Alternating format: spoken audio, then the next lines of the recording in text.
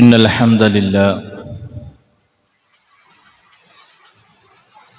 نحمده ونستعينه ونؤمن به ونتوكل عليه ونعوذ بالله من شرور أنفسنا ومن سيئات أعمالنا من يهده الله فلا مضل له ومن يضلله فلا هادي له وأشهد أن لا إله إلا الله وحده لا شريك له وأشهد أن محمدا عبده ورسوله أرسله بالهدى ودين الحق ليظهره على الدين كله ولو كره المشركون اللهم صل على محمد وعلى آل محمد كما صليت على إبراهيم وعلى آل إبراهيم إنك حميد مجيد اللهم بارك على محمد وعلى آل محمد كما باركت على إبراهيم وعلى آل إبراهيم إنك حميد مجيد أما بعد فإن خير الكلام كلام الله وخير السنن سنن محمد صلى الله عليه وسلم وشر الأمور محدثاتها وكل محدثة بدعة وكل بدعة ضلالة وكل ضلالة في النار أعوذ بالله من الشيطان الرجيم بسم الله الرحمن الرحيم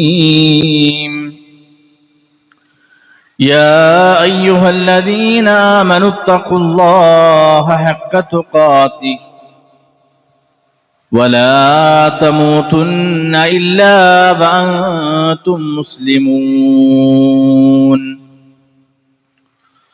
رب اشرح لي صدري ويسر لي أمري واحلل عقدة من لساني يفقهوا قولي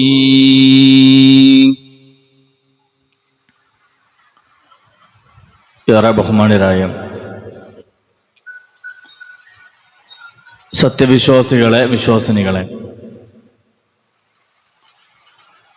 പ്രപഞ്ച സൃഷ്ടാവായ റബ്ബ് സുബ്ഹാനഹു വ തആലയുടെ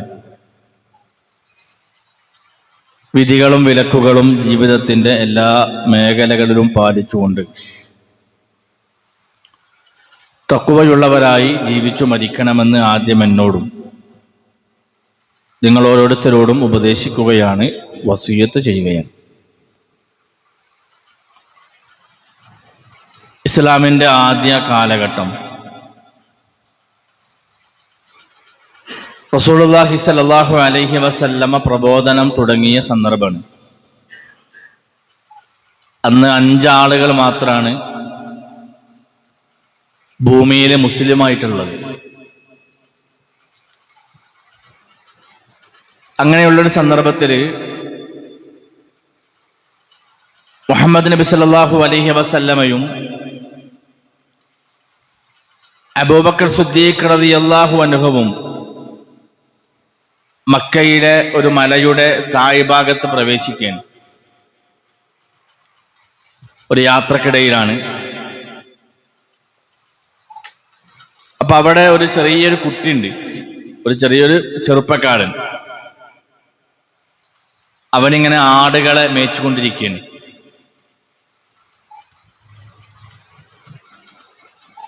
നബി സല്ലല്ലാഹു അലൈഹി വസല്ലമക്കും അബൂബക്കർ സിദ്ദീഖ് റളിയല്ലാഹു അൻഹുവിന് നല്ല ദാഹമുണ്ട്, വിശപ്പുണ്ട്.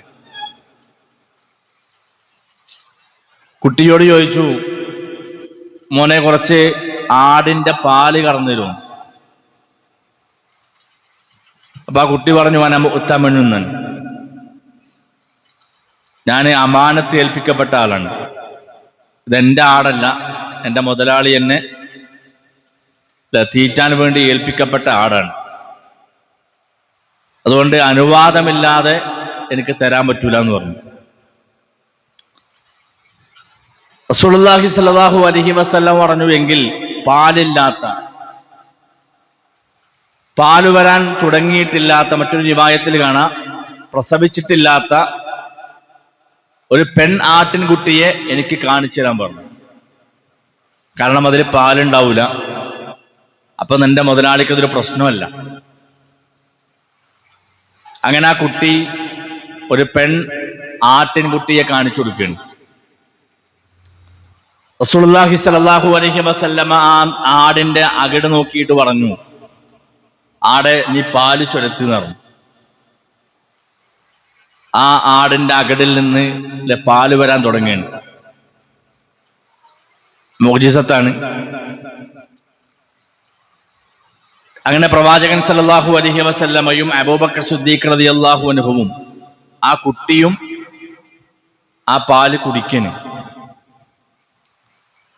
ദാഹം മാറിയപ്പോൾ റസൂലുള്ളാഹി സ്വല്ലല്ലാഹു അലൈഹി വസല്ലമ ആ ആടിനോട് പറഞ്ഞു, ആടിന്റെ അകിട് നോക്കിയിട്ട് പറഞ്ഞു, ഇനി നീ പാല് തരുന്നത് നിർത്താൻ പറഞ്ഞു. അങ്ങനെ അതിന്റെ പാല് വരൽ അവിടെ നിന്നു.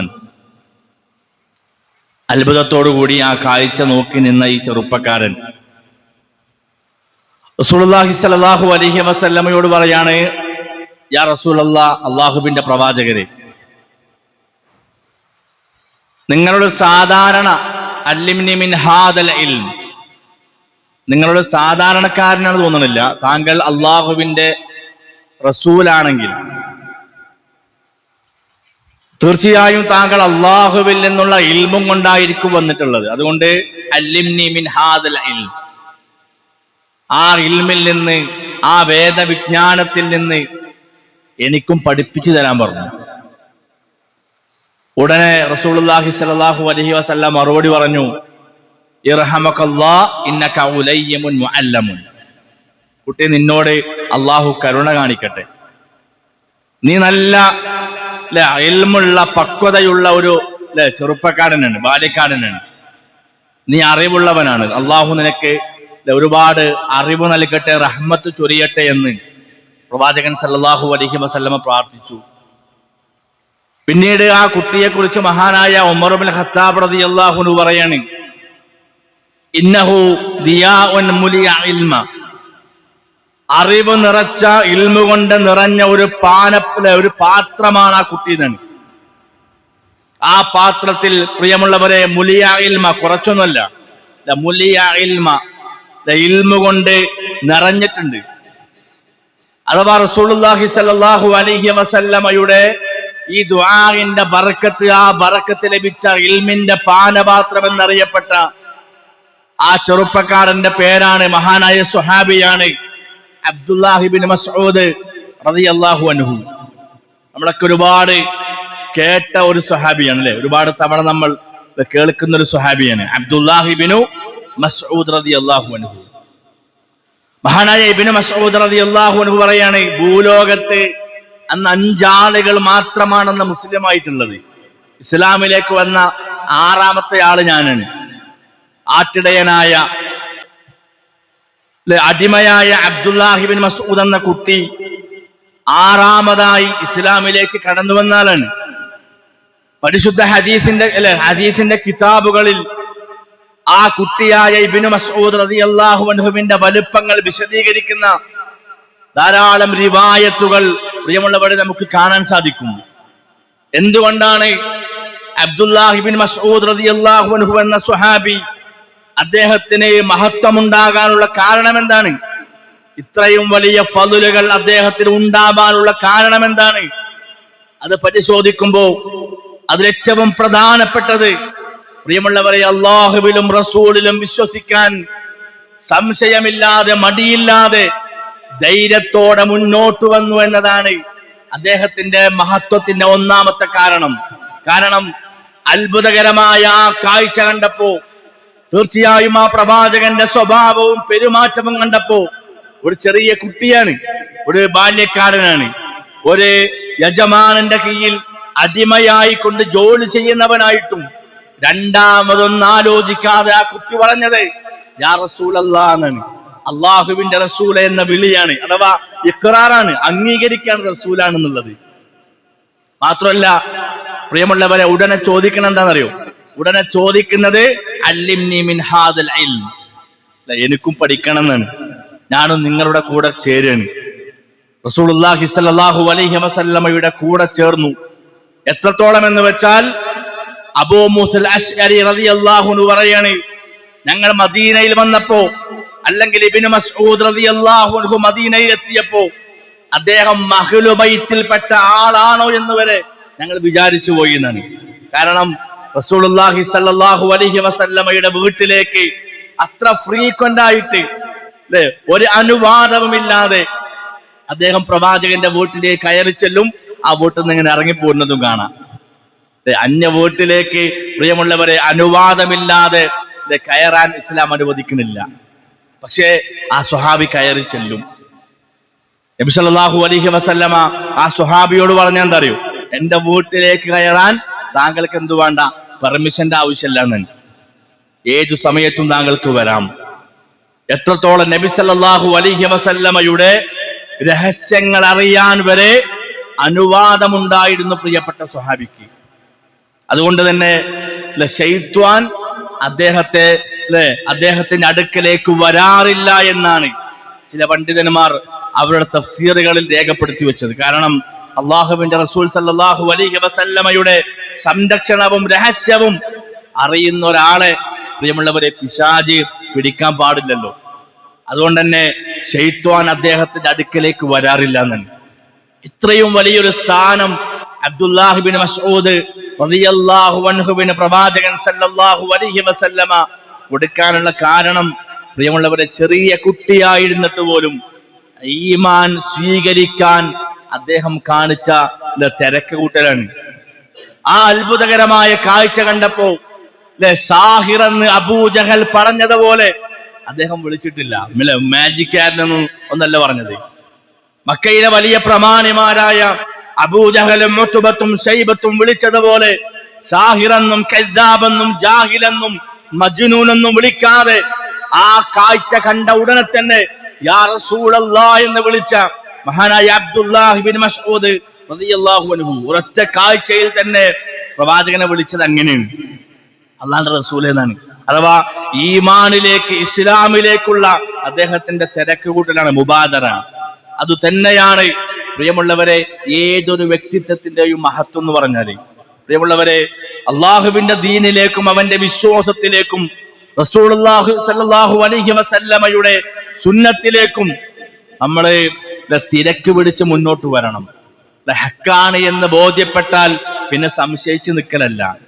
അല്ലെ, ഞാൻ അവന്റെ ബാപ്പാനോട് ചോദിക്കട്ടെ, ഉമ്മാന്റെ അടുത്ത് ചോദിക്കട്ടെ, ഭാര്യക്ക് ഇഷ്ടാണോ നോക്കട്ടെ എന്നല്ല, മക്കളടുത്ത് അനുവാദം ചോദിക്കട്ടെ എന്നല്ല.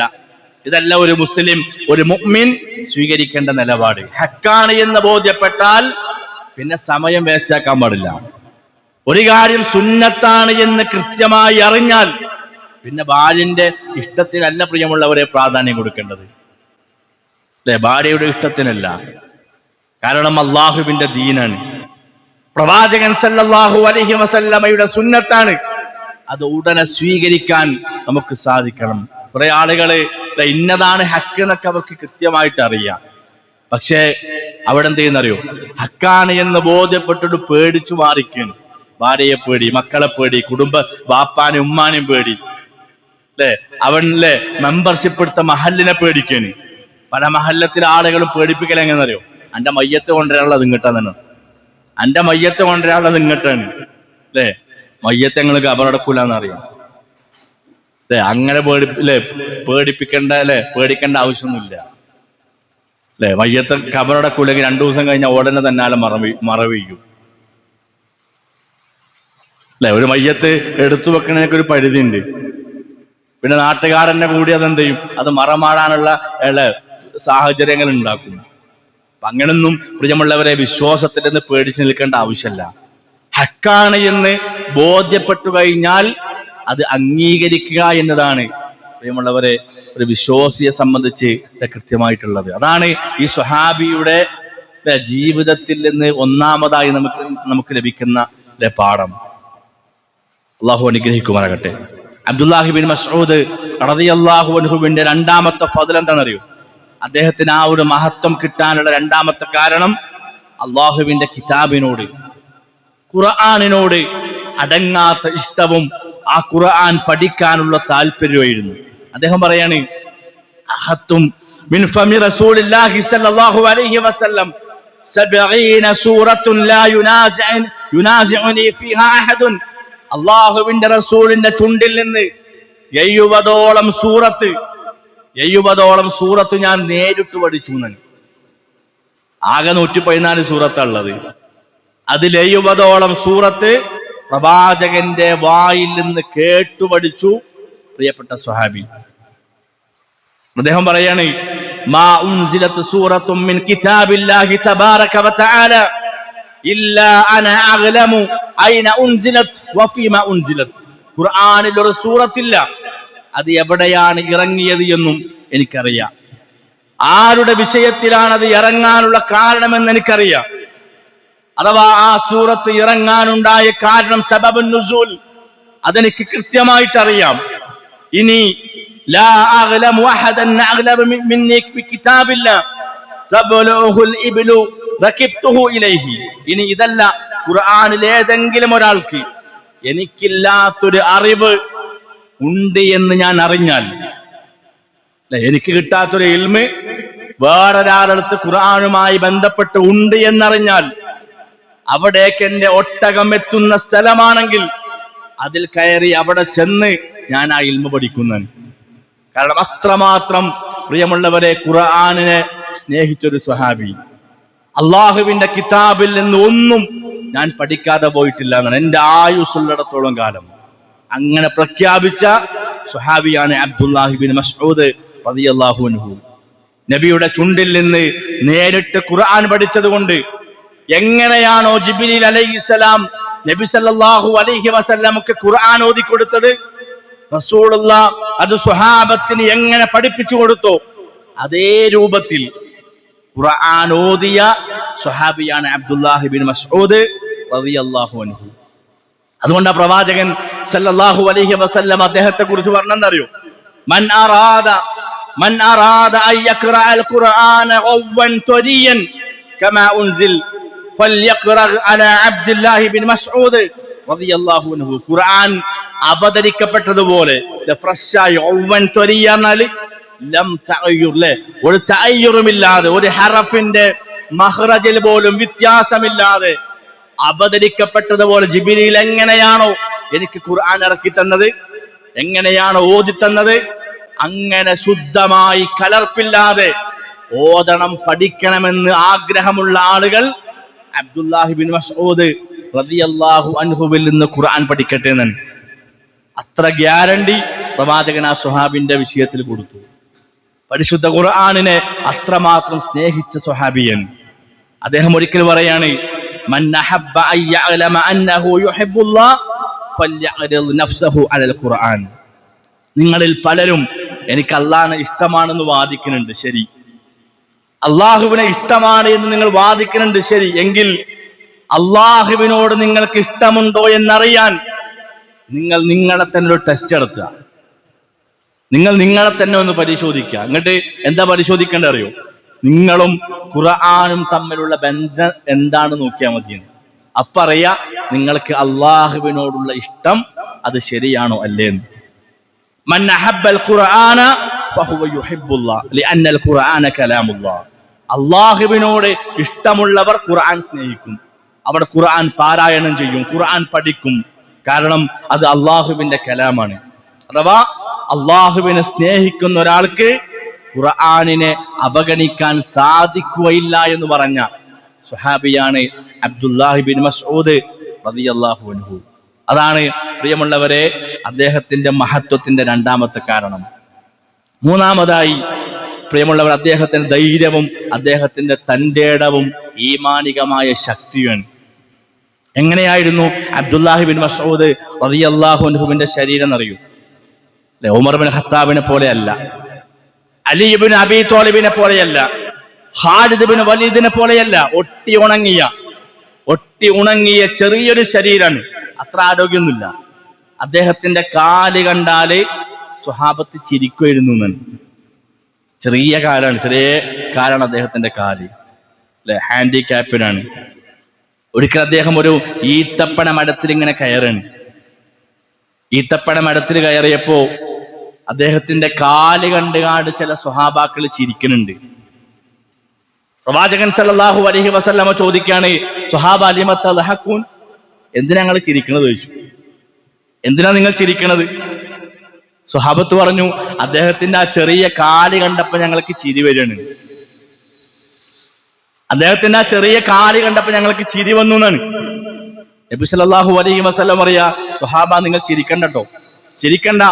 ഹുമാ അസ്ഖലു ഫിൽ മീസാൻ യൗമിൽ ഖിയാമത്തി മിൻ ജബലി ഉഹുദ്, നാളെ ഖിയാമത്ത് നാളിൽ ഉഹുദ് മലയേക്കാൾ അതിന് തൂക്കമുണ്ടായിരിക്കുന്നതാണ്. അത് ചെറിയ കാലല്ല, നിങ്ങൾ കണ്ട് ചിരിക്കണ കാലുണ്ടല്ലോ, അത് ചെറിയ കാലൊന്നുമല്ല. അതിന് നാളെ പടലോകത്ത് ഉഹുദ് മലയേക്കാൾ കനമുണ്ട് എന്നാണ്.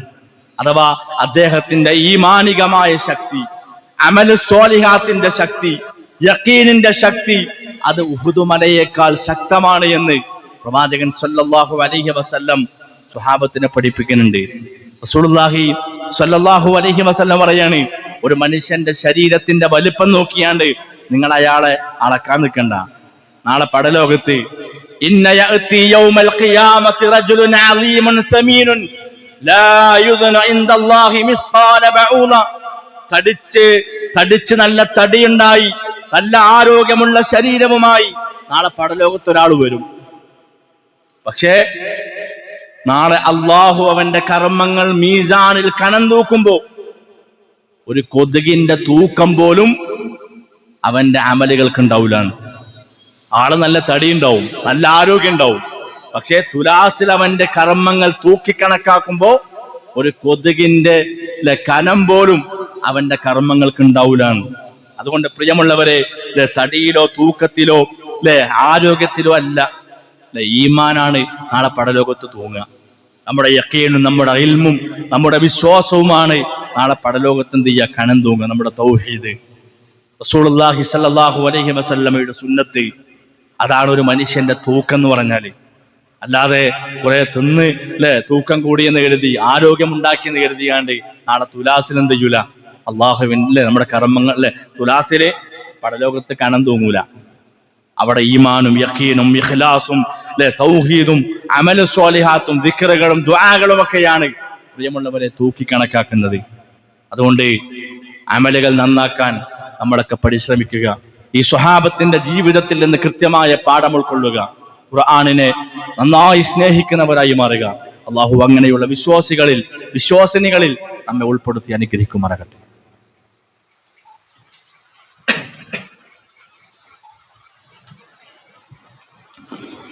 അൽഹംദുലില്ലാഹി റബ്ബിൽ ആലമീൻ വസ്സലാത്തു വസ്സലാമു അലാ റസൂലിഹിൽ അമീൻ വഅലാ ആലിഹി വസ്വഹ്ബിഹി അജ്മഈൻ അമ്മാ ബഅദ് ഇത്തഖുല്ലാഹ ഇബാദല്ലാഹ് ഊസിക്കും സാനിയം ബിത്തഖ്വല്ലാഹ്. അള്ളാഹുവിനെ സൂക്ഷിച്ചുകൊണ്ട് ജീവിക്കണമെന്ന് ഒന്നുകൂടി ഉപദേശിക്കുകയാണ്, വസിയത്ത് ചെയ്യുകയാണ്.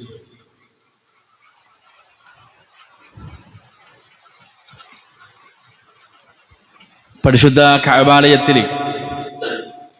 പ്രവാചകൻ സല്ലല്ലാഹു അലൈഹി വസല്ലമ കഴിഞ്ഞാൽ ആദ്യം ഖുർആൻ ഓതിയത് ഈ സ്വഹാബിൻ.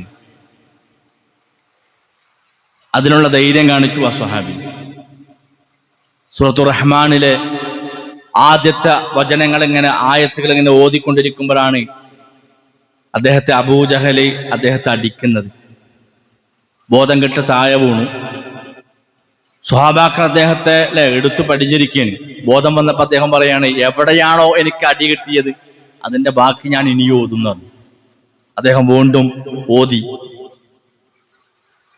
ആദ്യമായി പ്രവാചകന് കഴിഞ്ഞാൽ കഅബാലയത്തിൽ വെച്ച് ഖുർആൻ ഓതിയ സ്വഹാബി. മാത്രമല്ല അബൂജഹലിന്റെ തലയെടുത്തത് ഈ സ്വഹാബിയാണ്, അബ്ദുല്ലാഹി ബിൻ മസ്ഊദ് റളിയല്ലാഹു അൻഹു. ബദർ യുദ്ധത്തിന് വരുമ്പോ എന്താ അബൂജഹൽ പറഞ്ഞറിയും? അബൂജഹൽ പറഞ്ഞ് 10 ആളുകളെ ഞാൻ നോക്കിക്കോളാം, 10 ആളുകളെ എനിക്ക് വിട്ടുതരാൻ, ഓളെ ഞാൻ ശരിയാക്കുമെന്ന് പറഞ്ഞു. അത്ര കരുത്തനാണ് അബൂജഹൽ. പക്ഷെ അബൂജഹലിനെ അരിഞ്ഞു വീഴ്ത്തിയതാരാ? 2 ചെറിയ കുട്ടികളാണ്. ഒട്ടകപ്പുറത്തുനിന്ന് 2 ചെറിയ കുട്ടികൾ എന്ത് ചെയ്തു? അദ്ദേഹത്തെ അരിഞ്ഞു വീഴ്ത്തി. ജീവൻ പോയിട്ടില്ല. അബ്ദുല്ലാഹി ഇബ്നു മസ്ഊദ് റളിയല്ലാഹു അൻഹു വാളുമായിട്ട് കടന്നു വന്നു. തന്റെ ആ കാലുണ്ടല്ലോ, ഞാൻ നേരത്തെ പറഞ്ഞ ആ കാല്, അത് അബൂജഹലിന്റെ കഴുത്തിലാണ്ട് വെച്ചു. അബൂജഹൽ ചോദിക്കുന്നുണ്ട്, ഇന്ന് യുദ്ധത്തിൽ ആർക്കാണ് വിജയം എന്ന് ചോദിച്ചു. അബ്ദുല്ലാഹി ഇബ്നു മസ്ഊദ് റളിയല്ലാഹു തആല അൻഹു പറയാ, അള്ളാഹുവിന്റെ ശത്രു. ഇന്നത്തെ വിജയം ആർക്കാണെന്നറിയോ? ഇന്നത്തെ വിജയം അള്ളാഹുവിനും അള്ളാഹുവിന്റെ റസൂലിനുമാണ്, അഥവാ മുസ്ലിം ഉമ്മത്തിനാണ്. അബൂജഹലിന്റെ തല എടുത്തു, റസൂലുള്ളാഹിന്റെ മുന്നിൽ കൊണ്ടുപോയിട്ട് കാണിച്ചു കൊടുത്തു. അത്ര ധൈര്യം കാണിച്ച സ്വഹാബിയാണ്. ഈമാനിന്റെ തഖ്വയുടെ ആവേശമാണ് പ്രിയപ്പെട്ടവർ അവിടെ കാണാൻ പറ്റിയത്. 4ാമത്തെ അദ്ദേഹത്തിന്റെ ഫضൽ എന്താണെന്നറിയോ? റസൂലുള്ളാഹി സ്വല്ലല്ലാഹു അലൈഹി വസല്ലമയെ ചാണിനു ചാണായി മുയത്തിനു മുയമായിട്ട് പിൻപറ്റിയ സ്വഹാബി. അതുകൊണ്ടാണ് റസൂലുള്ളാഹി സ്വല്ലല്ലാഹു അലൈഹി വസല്ലമയുടെ രഹസ്യ സൂക്ഷിപ്പുകാരനായ ഹുദൈഫത്ത് ഇബ്നുൽ യമാൻ റളിയല്ലാഹു അൻഹു പറഞ്ഞത്, ലാ അഗ്രിഫു അഹദൻ അഖറബു സംതൻ വഹദിയം ബിന്നബി സ്വല്ലല്ലാഹു അലൈഹി വസല്ലം മിൻ ഇബ്നു ഉമ്മി അബ്ദിൻ. അല്ലാഹുവിന്റെ റസൂലിനോട്, പ്രവാചകന്റെ ചര്യയോട്, പ്രവാചകന്റെ നടത്തത്തോട്, പ്രവാചകന്റെ ഇരുത്തത്തോട്, പ്രവാചകന്റെ ഡ്രസ്സിങ്ങിനോട്, പ്രവാചകന്റെ മുഴുവൻ കാര്യങ്ങളോടും ഇത്രയും തശബ്ബുഹുള്ള, ഇത്രയും സാദൃശ്യമുള്ള വേറൊരു സ്വഹാബിയെ ഞങ്ങൾ കണ്ടിട്ടില്ല എന്ന്. അദ്ദേഹത്തിന്റെ നടത്തം കണ്ടാൽ റസൂലുള്ളാഹിന്റെ നടത്തം പോലെയാണ്. അദ്ദേഹം ഇരിക്കൽ പ്രവാചകൻ എങ്ങനെ ഇരിക്കുമോ അതുപോലെയാണ്. അദ്ദേഹത്തിന്റെ വസ്ത്രധാരണം പ്രവാചകന്റെ അതേ വസ്ത്രധാരണമാണ്. അദ്ദേഹം പ്രവാചകൻ സല്ലല്ലാഹു അലൈഹി വസല്ലമ ഒരു സദസ്സിലേക്ക് വന്നാൽ സ്വഹാബത്തിന് പെട്ടെന്ന് മനസ്സിലാവും പ്രവാചകന്റെ അത്തറിന്റെ മണം. പ്രവാചകനാ വന്നത് നേരിട്ടിലും സ്വഹാബക്കൾക്കറിയാം. ഇതുപോലെ അദ്ദേഹം ഒരു സദസ്സിലേക്ക് വന്നാൽ അദ്ദേഹത്തെ നേരിൽ എത്ര കൂരിട്ടാണെങ്കിലും ഈ സ്വഹാബിയുടെ സദസ്സിക്ക് വന്നാൽ സ്വഹാബക്കൾക്കറിയാം ആ വന്നതാരാണ്? അബ്ദുല്ലാഹി ഇബ്നു മസ്ഊദാണ് റളിയല്ലാഹു അൻഹു. അത്രമാത്രം പ്രവാചകന്റെ സുന്നത്തുകളെ നെഞ്ചോട് ചേർത്ത് വെച്ചൊരു സ്വഹാബി. ഒരിക്കല് അവിടെ ഉള്ള പള്ളിയായി ആളുകൾ ഉപയോഗിച്ചിരുന്ന ഒരു ടെന്റ്, ആ ടെന്റില് പ്രിയമുള്ളവരെ ബിദഅത്തായ ഒരു ദിക്ർ ഇങ്ങനെ ചൊല്ലാൻ വേണ്ടി ആളുകൾ കൂടിയിരിക്കുകയാണ്. കല്ലുകൊണ്ട് ഇങ്ങനെ നീക്കി കളിച്ചാണ്ടൊരു നീക്കിയാണ്ടൊരു ദിക്ർ ഇങ്ങനെ ചൊല്ലിയാണ് അവിടെ ഇരുന്നിട്ട്. ഈ സ്വഹാബി എന്ത് ചെയ്തറിയും? ഈ സ്വഹാബി അത് പൊളിച്ചു മാറ്റാൻ പറഞ്ഞു. അത്ര ധൈര്യമാണ്. അദ്ദേഹം പറഞ്ഞെന്തറിയോ? അല്ലാഹുവിന്റെ റസൂലിന്റെ സുന്നത്തിൽ പരിമിതപ്പെടുത്തലാണ് ബിദ്അത്തിന്റെ വിഷയത്തിൽ ഇജ്തിഹാദ് ചെയ്യുന്നതിനേക്കാൾ. ഇജ്തിഹാദ് എന്താ? ഗവേഷണം ചെയ്യാം, ഗവേഷണം നടത്തുക. ബിദ്അത്തായ ഒരു വിഷയത്തിൽ ഗവേഷണം നടത്തുന്നതിനേക്കാൾ നല്ലത് പ്രവാചകന്റെ സുന്നത്തിൽ പരിമിതപ്പെടുത്തലാണെന്ന് പറഞ്ഞിട്ട് ആ ആളുകൾ ഇബാദത്തിന് വേണ്ടി ഉപയോഗിച്ചിരുന്ന ആ ടെന്റ് പൊളിച്ചു മാറ്റി ഈ സ്വഹാബി. അത്ര ധൈര്യമാണ്. അതുകൊണ്ട് ഈ സ്വഹാബിയുടെ മഹത്വം പ്രിയമുള്ളവരെ കൃത്യമായി മനസ്സിലാക്കിക്കൊണ്ട് അദ്ദേഹത്തിന്റെ ജീവിതത്തിൽ നിന്ന് പാഠം ഉൾക്കൊള്ളുക, അള്ളാഹുവിന്റെ ദീനിനെ സ്നേഹിക്കാൻ നമ്മൾ തയ്യാറാവുക. വിശ്വാസം പ്രിയമുള്ളവരെ ബോധ്യപ്പെട്ടാൽ പിന്നെ സംശയിച്ചിക്കല്ല, ഉടനെ ആ ഒരു വിശ്വാസത്തിലേക്ക് നമ്മൾ മടങ്ങി വരാൻ തയ്യാറാകുക. പ്രവാചകന്റെ സുന്നത്തുകൾ അതെത്ര നിസ്സാരാണെങ്കിലും, എത്ര ചെറിയ സുന്നത്താണെങ്കിൽ പോലും അത് ജീവിതത്തിൽ പകർത്താനും അത് ഉൾക്കൊള്ളാനും പ്രിയമുള്ളവരെ നമ്മൾ തയ്യാറാകണം. ദീനു പഠിക്കാനുള്ള സമയം നമുക്ക് ഒരുപാട് അവസരങ്ങൾ നമുക്ക് മുന്നിലുണ്ട്. പഠിക്കാനുള്ള ഖുർആൻ പഠിക്കാനും ഹദീസുകൾ പഠിക്കാനുള്ള സമയവും സന്ദർഭങ്ങളൊക്കെ നമ്മൾ കണ്ടെത്തുക. അള്ളാഹു ആ നിലക്ക് ഇടപെടുന്ന ഈ സ്വഹാബിയുടെ ജീവിതത്തിൽ നിന്ന് പാഠം ഉൾക്കൊള്ളുന്ന വിശ്വാസിനികളിൽ അള്ളാഹു നമ്മെ ഉൾപ്പെടുത്തി അനുഗ്രഹിക്കുമാറാകട്ടെ. നമ്മിൽ നിന്ന് അറിഞ്ഞും അറിയാതെയും